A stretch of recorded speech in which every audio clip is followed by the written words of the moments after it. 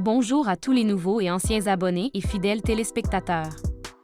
Dans la vidéo d'aujourd'hui, nous allons partager avec vous un rêve qui a été envoyé par une sœur, qui a vécu comme beaucoup d'entre nous, des inquiétudes concernant la pandémie et les solutions qui ont été proposées par les gouvernements.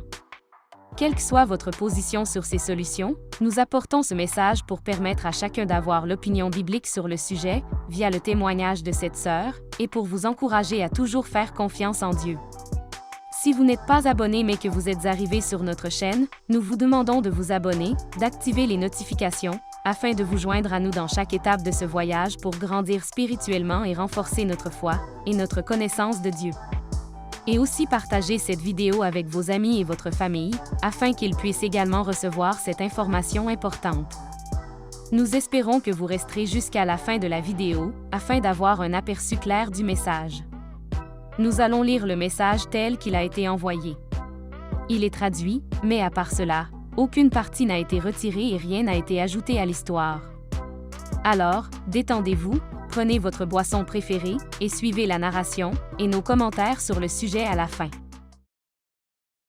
Je veux partager mon expérience concernant la vaccination du COVID et le rêve que j'en ai eu plus tôt cette année. Note de la rédaction, elle a écrit en 2022. Le Seigneur m'a dit beaucoup de choses à ce sujet, que je veux partager avec tout le monde.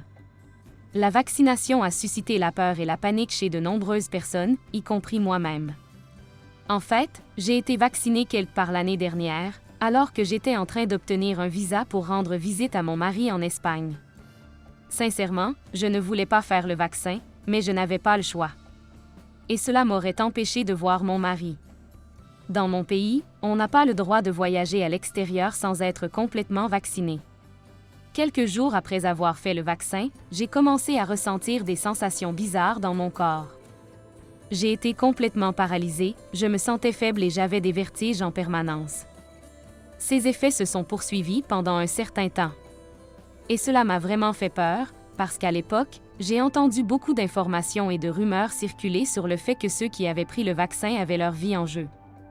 Beaucoup de gens disaient qu'il était dangereux de prendre le vaccin, j'ai même vu des vidéos virales de personnes innocentes, dont le corps était capable de fournir l'énergie nécessaire pour alimenter une ampoule électrique, en raison du vaccin qu'elles avaient pris.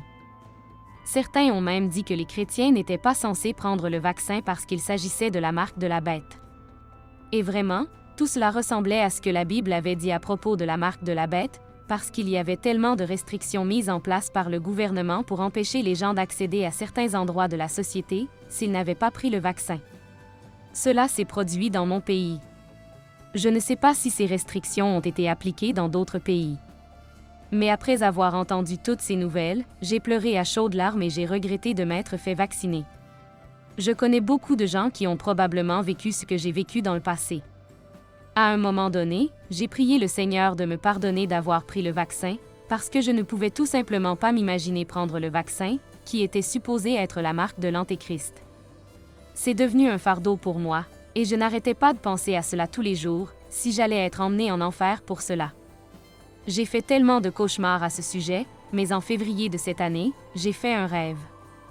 Et le Seigneur m'a dit quelque chose de complètement différent, qui m'a apporté soulagement et joie. Dans mon rêve, c'était comme si je me tenais au milieu d'une grande foule et que je leur prêchais la parole de Dieu. Beaucoup de gens étaient occupés à faire leurs propres choses, et quelques autres m'écoutaient, d'autres encore me regardaient avec des yeux étranges. Et même si cela ne me mettait pas à l'aise, j'ai quand même continué à leur dire ce que j'avais à leur dire. Pendant que je continuais à leur prêcher l'Évangile, j'ai vu quelques démons, qui sont venus se placer derrière ceux qui essayaient de prêter attention à ce que je disais.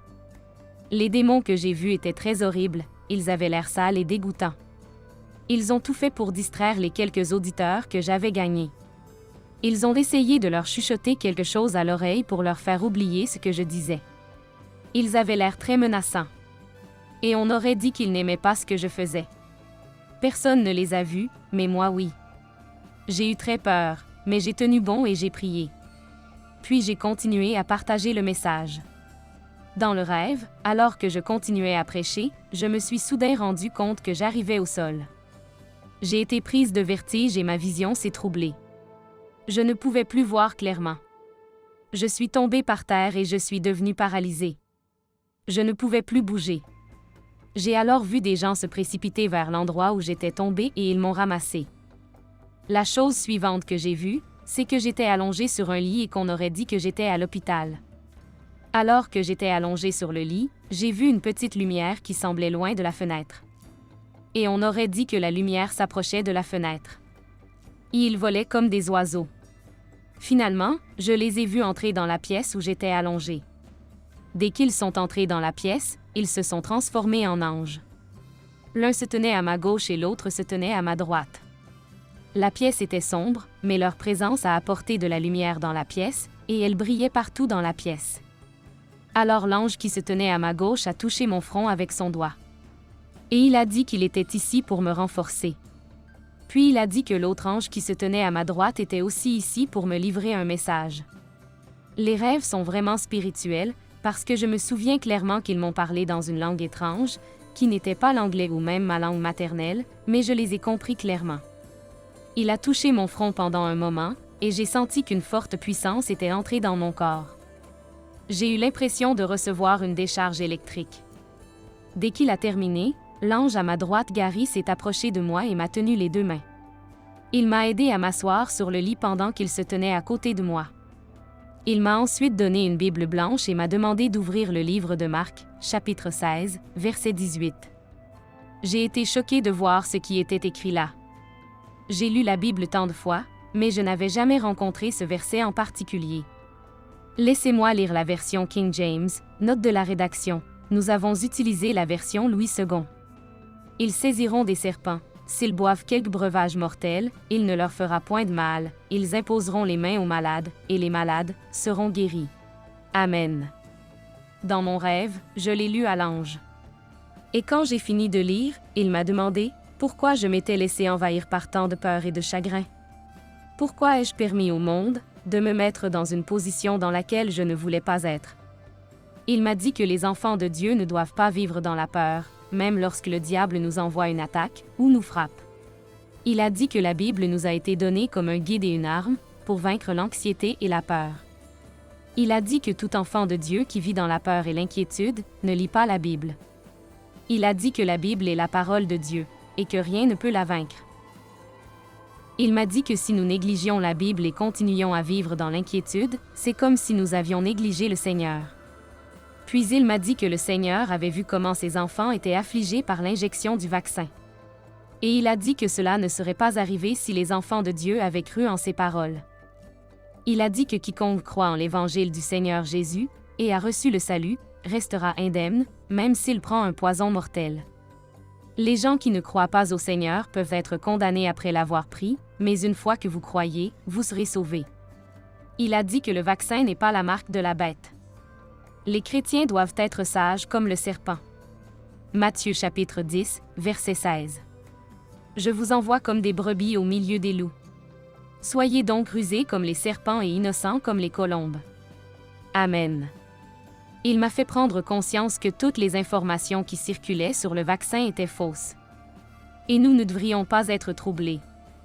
Le diable trompe les humains de bien des manières pour nous effrayer, et lorsque cela se produira, beaucoup se détourneront du Seigneur pour chercher protection et sécurité auprès d'autres dieux. C'est là le mobile du diable. Cependant, nous devrions nous réjouir des difficultés à venir, car la Bible nous a déjà prévenus de ce qui va arriver.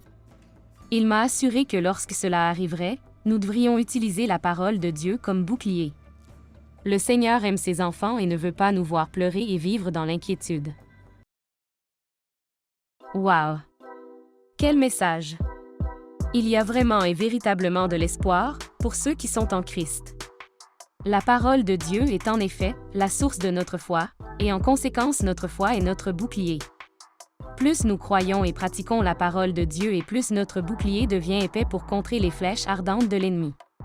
Remettons donc toutes nos inquiétudes au Seigneur en prière. En plus de ça, sondons les Écritures pour voir ce que Dieu en a déjà dit, afin de rendre tout raisonnement ou argument soumis à la connaissance de Dieu. Ensuite, mettons la parole en pratique, d'abord en nous mettant en accord avec elle, plutôt que de nous laisser influencer par les médias et certains de leurs mensonges et les rumeurs non vérifiées. Rappelons-nous que Dieu a des moyens bien plus importants pour nous sauver de difficultés, nous guérir, et qu'il peut envoyer une légion d'anges pour nous protéger, si notre mission ici-bas n'est pas terminée. C'est cela aussi l'héritage d'être enfant de Dieu. C'est ce que Jésus nous a donné en nous donnant son identité. Mais justement, nous sommes appelés à briller et à porter espoir aux autres. Et vous? Qu'en dites-vous? Dans les commentaires, vous pourrez nous partager vos expériences également, ou mieux nous écrire à visiontransformation.info@gmail.com si vous souhaitez qu'on en fasse une vidéo. Aidez-nous à diffuser ce message au reste du monde en le faisant suivre à vos amis et aux membres de votre famille. Si vous n'êtes pas encore abonné à la chaîne, faites-le immédiatement et activez la notification afin de recevoir d'autres vidéos qui vous inspireront et vous encourageront. Que Dieu continue à vous bénir. À bientôt dans notre prochaine vidéo. Vous pouvez désormais soutenir la chaîne via PayPal ou en nous achetant un café. Les détails sont dans la description.